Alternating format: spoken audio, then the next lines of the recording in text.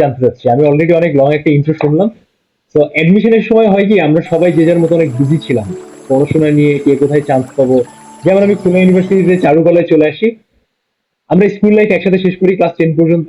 রেশমা অবশ্যই অনেক ভালো স্টুডেন্ট ছিল, সব সময়ের মতো আমাদের স্কুল ক্যাপ্টেন ছিল। আমাদের স্কুল সময়টাও অনেক দারুণ ছিল। তো যাক, সেটার আর গল্প আপাতত থাক, আমাদের মেইন ডিসকাশন আমরা যাই। পরে এরপরে এইচএসসি আমরা শেষ করি। দেন হচ্ছে আমরা সবাই অ্যাডমিশন টেস্টে যাই, যে যার মতো যার যার যেই সেক্টর পছন্দ সেই সেক্টর অনুযায়ী।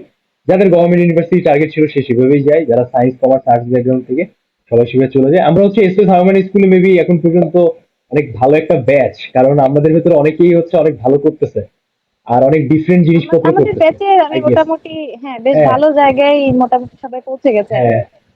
আশা মোস্ট করি অফ দ্য আমার কাছে ওরকমই মনে হয়, কারণ ব্যাচ। হ্যাঁ, এক্স্যাক্টলি। তো সোশ্যাল মিডিয়া কন্টেন্ট ক্রিয়েশন থেকে শুরু করে হায়ার স্টাডিজ, পিএইচডি ডিগ্রি, নানাবিধ ব্যাপার স্যাপার আমরা অলরেডি অনেকেই দেখতেছি, হয়তো ভবিষ্যতে আমরা কাউকে আরো গেস্ট হিসেবে আনবো।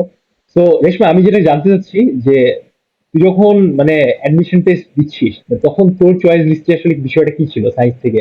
বা হঠাৎ করে প্রাইভেট ইউনিভার্সিটি মেডিকেলে পড়া, এই ব্যাপারটা আসলে কিভাবে নেগোশিয়েট হচ্ছিল ফ্যামিলি থেকে?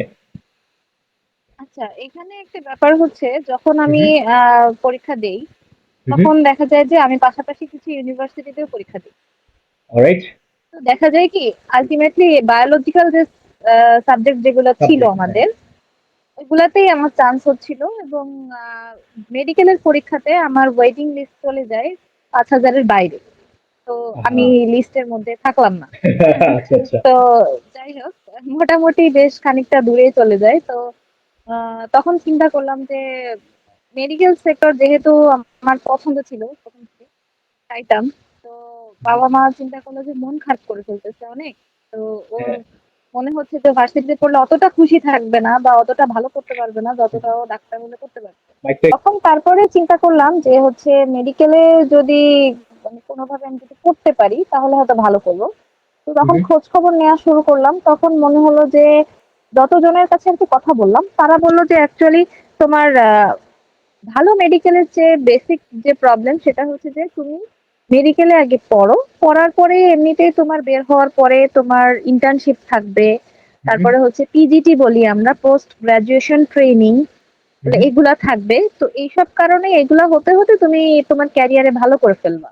তো এটার আচ্ছা, জন্য আচ্ছা। তোমাকে একদম গভর্নমেন্টেই পড়তে হবে বা ওখানেই যাইতে হবে এমন কোনো ম্যান্ডেটরি কিছু নাই। আমি আমি এখানে একটু অ্যাড করতে চাচ্ছি যে তুই তো প্রাইভেট ইউনিভার্সিটিতে, প্রাইভেট মেডিকেল কলেজে পড়ছিস, তো আলটিমেটলি একটা গভর্নমেন্ট আর প্রাইভেটের ভেতর কি অনেক ডিফারেন্স থাকে পড়াশোনা এনভায়রনমেন্ট প্র্যাকটিসের ক্ষেত্রে? ডিফারেন্স একটা বড় আছে, সেটা হচ্ছে পেশেন্ট ইন্টারাকশন।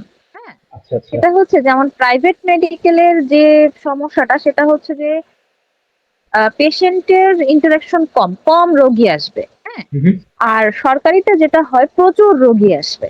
হ্যাঁ, হুম। সবচেয়ে বড় কথা হলো যে যার শেখার আগ্রহ থাকবে সে সবভাবে শিখতে পারবে। যেমন এক্স্যাক্টলি, আমি, এটাই হ্যাঁ, আসল, হ্যাঁ। আমি কি করতাম, আমি অ্যাপ্রন পরে খুলনা মেডিকেলের আমার যে ফ্রেন্ড ছিল ওদের সাথে খুলনা মেডিকেলের সব পেশেন্ট ঘুরে ঘুরে দেখে আসতাম। মাশাআল্লাহ, ঠিক খুবই আছে। একটা আগ্রহের জায়গা ব্যাপার তো স্যাপার, হ্যাঁ। হ্যাঁ, মানে এটা আসলে আগ্রহের ব্যাপার। তারপরে নিজের মেডিকেলে যে পেশেন্ট আসতো সেগুলোও তো সবাই সবসময় দেখে না। তো মানে এক্স্যাক্টলি। বাসায় চলে যাব, ও আচ্ছা আমার একটু রেস্ট দরকার, আমার তো আরো পড়াশোনা আছে, এভাবে করে অনেকে হসপিটালেও থাকেও না। তো আসলে ইন্টারাকশন কমও বলা যায় না, যা আছে ততটুকু যদি পুরোটা কেউ পড়তে চায় পড়তে পারে, তার জন্য এনাফ।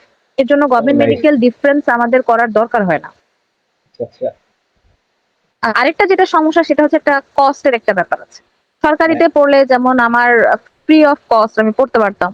আর হুম, প্রাইভেট মেডিকেল পড়ার কারণে আমার বেশ কিছু খরচ তো হয়েছে নিজের। আচ্ছা।